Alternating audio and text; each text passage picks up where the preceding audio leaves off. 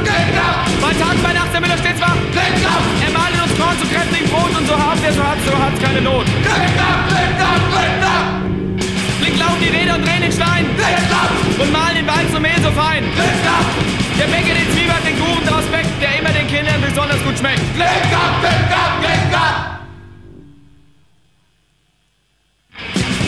Ich glaube, die Müller am Rauschenbach. Bei Tag und bei Nacht ist der Müller stets wach. Er malt in uns Korn zu kräftigem Brot und haben wir Soll, so hat's keine Not. Flink laufen die Räder und drehen den Stein und malen den Weizen und den Mehl so fein.